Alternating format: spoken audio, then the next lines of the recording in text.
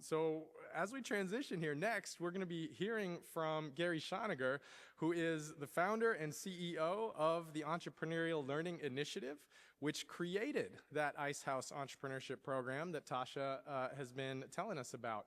And I should also say, if you're wanting to know a little bit more about the Ice House Entrepreneurship Program and how we at NC Idea with our Mindset program use it, that's one of the half-pagers on all y'all's tables. So please feel free to take a look at that or take one with you. When Gary built the Ice House program and he co-authored the best-selling book, Who Owns the Ice House, he was really speaking directly to emerging entrepreneurs. And with his brand new book, launching now, the one that y'all received a copy of this morning, this book titled The Entrepreneurial Mindset Advantage, Gary's not only inspiring individuals onto an entrepreneurial path, he's offering a how-to manual for communities and for practitioners to unleash everyone's entrepreneurial potential. So we are so excited to have Gary speaking and then engaging with Tom Rue in this fireside chat format. So please join me in welcoming internationally recognized thought leader, best-selling author, and dear friend of NC Idea, Gary Schoeniger. Thank you. Go get it. Thank you. All right, how's everyone feeling today? I'm going to break with tradition and move away from that podium. You guys good with that? All right. So, first of all, it's an honor to be here. Tom Rue, thank you. Thank you to my friends at NC Idea, all the Ice House facilitators in the room. Love you. I've been on a journey for almost 30 years, for more than 30 years. I've been trying to figure out one simple thing. I've been trying to figure out how underdogs win. Right? I've been trying to figure out how people that got nothing create something. And I've spent the last 15 years like an entrepreneurial anthropologist, traveling around the world, interviewing hundreds and hundreds of everyday unlikely entrepreneurs. Look, no disrespect to the high-growth entrepreneurs, no disrespect to the venture-backed, high-tech entrepreneurs. My glass is messing me up, thank you. No disrespect to those folks. We need high-growth entrepreneurs. I'm interested in the people that have nothing. How do they recognize the opportunities that the rest of us overlook? And how do they bring their ideas to life? Because they don't have access to resources. They're not connected with universities. They don't have MBAs. They don't have rich relatives. They don't have big ideas. But my original thought was, man, if I could deconstruct that mindset, this could be useful to a whole lot of people. And so I set out on this journey to understand the entrepreneurial mindset and how it's different from a non-entrepreneurial mindset. You know, I got to tell you, a lot of people come up to me and say, well, Gary, tell me exactly what is an entrepreneurial mindset. And I say, well, I need a little bit of runway for that. But let me shorten it for you. Let me ask you a question. Tell me what is a non-entrepreneurial mindset. Go ahead, I'll wait. You can pretty much get to the answer. So, I went on this, I started interviewing entrepreneurs. What happened here, guys? Back up one. Is that the one? There we go. 2008, I got hired by the Cisco Entrepreneur Institute to do a gap analysis on the entrepreneurship education ecosystem in North America. And I quickly discovered that the way that entrepreneurship is being portrayed in a classroom is largely divorced from the reality of what a typical entrepreneur is actually doing. How many of you people are shocked by hearing that? No one. Right? They're not writing business plans. They're not pitching investors. They're not doing market research. They're not doing any of that. So I was in Tulsa, Oklahoma, to interview a blind guy that started a television company for blind people after he went blind. And I'll tell you that story later. And everyone said to me, you should talk to Clifton Talbert. He was one of the founders of Stairmaster, the exercise. And I said, well, you know, this is clamshell days. You can't Google search people on the spot. Guy gave me his number. I called him up. I said, hey, Mr. Talbot, my name's Gary. I'm in Tulsa just for today. I'm doing this research project for Cisco. 2 hours later, I showed up in his office with a camera guy in tow, all this gear and stuff. I sat him down, got him to sign a talent release. He said to me, wait a minute, who are you and what did I agree to? He was about 65 at the time.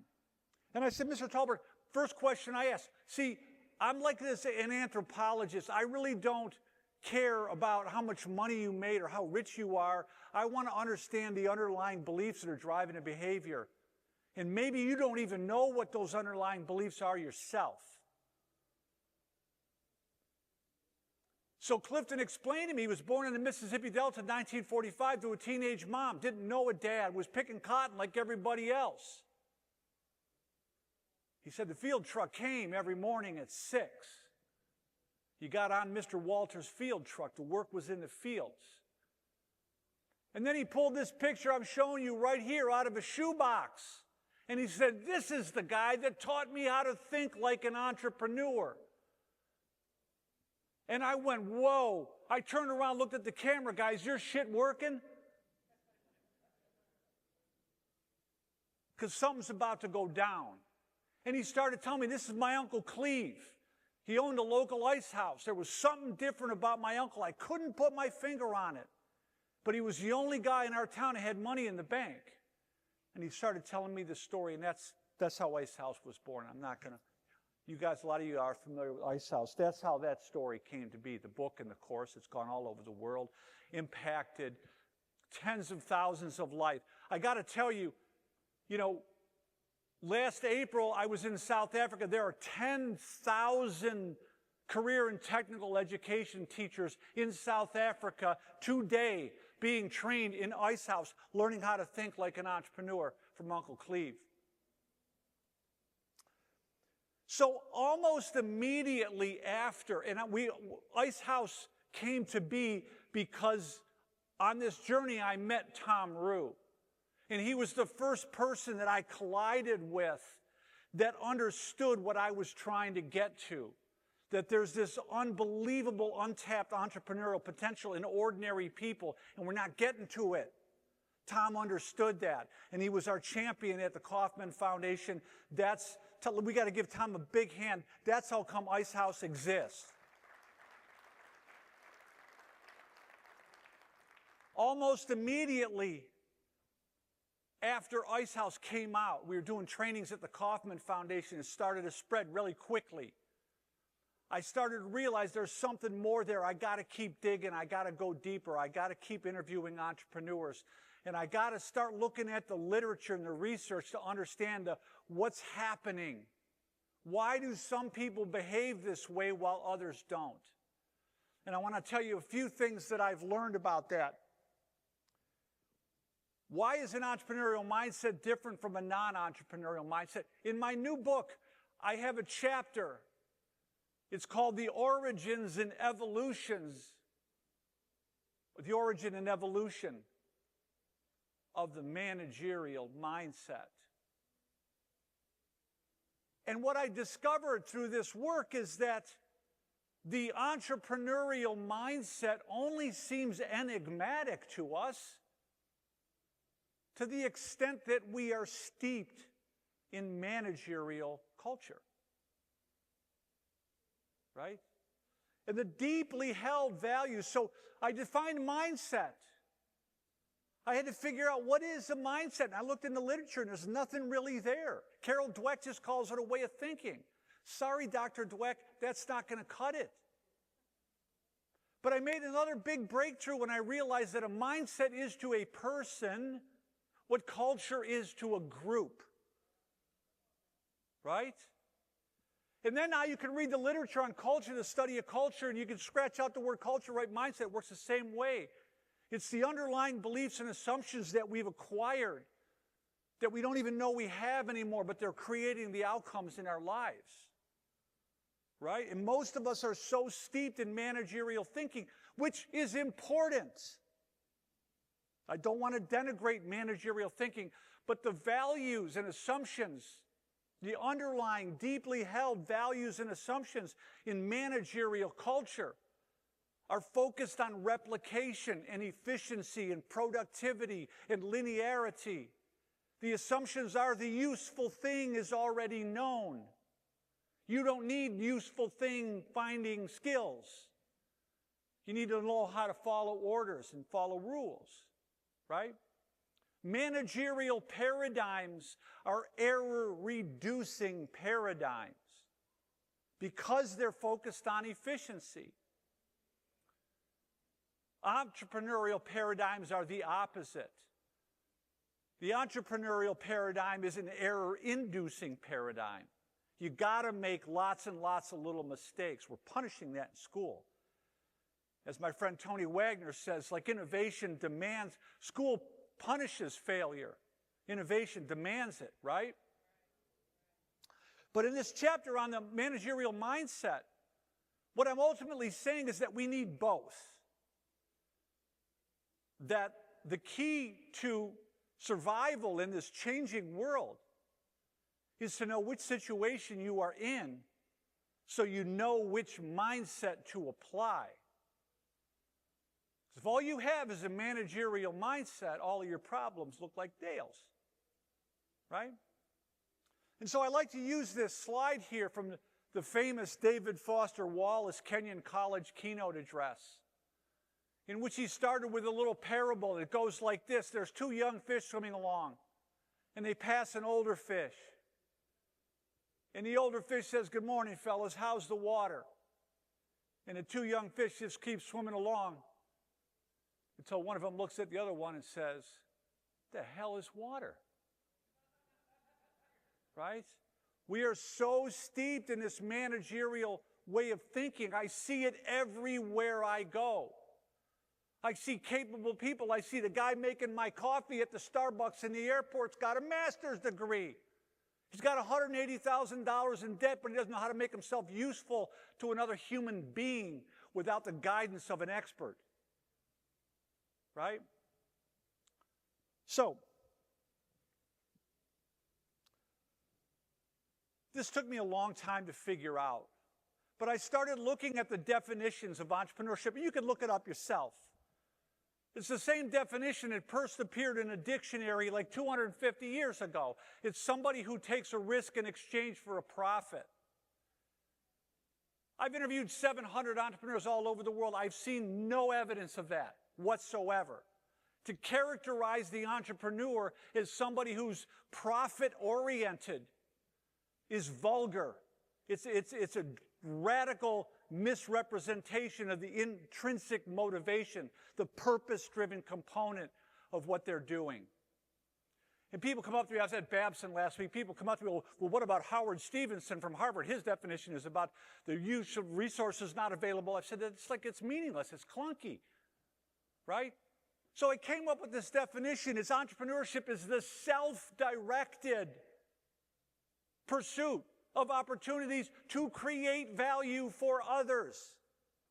For others. Requires empathy, right? Requires us. That's what I learned from Uncle Cleve at the Ice House. You're going to miss opportunities every day if you're just looking for your own needs to get met. You got to set that shit aside for a minute and think about what other people need. And what they need, they can't even tell you what they need. So you got to go deeper. You got to think like a psychologist. You got to think like a therapist. You got to have empathy. You got to recognize the deeper social and emotional dimension of human needs. And I've seen many, many entrepreneurs succeed like this. They got lawnmower businesses. I could show you people with making $300,000 a year with a pressure washer because they understand that service mindset and showing up and doing a little bit more for, than people might expect. Now, the second half of my definition is that by creating value for others, we can empower ourselves. That's the second part of it. So, here's what I mean by that. There's an economic component to empowerment. I get that. As Clifton himself said to me, entrepreneurship is the closest thing we have to a leveler. This is a game the C students can win. This is a game the underdogs and the misfits and the ne'er-do-wells can win. But by empowerment, here's what I mean, and this is what I learned from studying the motivation research.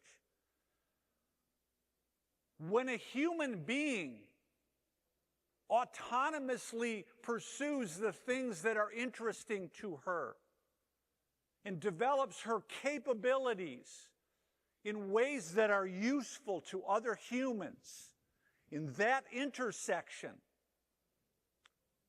we become optimally engaged. This is what Mikhail Csikszentmihalyi, the flow guy, talked about. We become autotelic, right? That's where optimal engagement comes from. So what does this all mean for the ecosystem building? And Tom and I are going to have a conversation about this in 4 minutes. The message that I'm bringing you today is this. There is a vast reservoir of untapped human potential in people and places we have overlooked or ignored. There is a vast reservoir of human potential that we cannot get to with a managerial mindset. It cannot be measured with academic achievement scores or IQ scores. It requires us as leaders, as parents, as educators, as community stakeholders to think differently about how learning and work happens in the 21st century. What I've learned is that the entrepreneurial spirit is the human spirit. It's not just in some of us, it's in every daggone one of us. Now, I'll end with this. If you ask me, to design a system that would systematically stifle the development of entrepreneurial attitudes and skills in young people, I can think of no better mechanism than standardized education.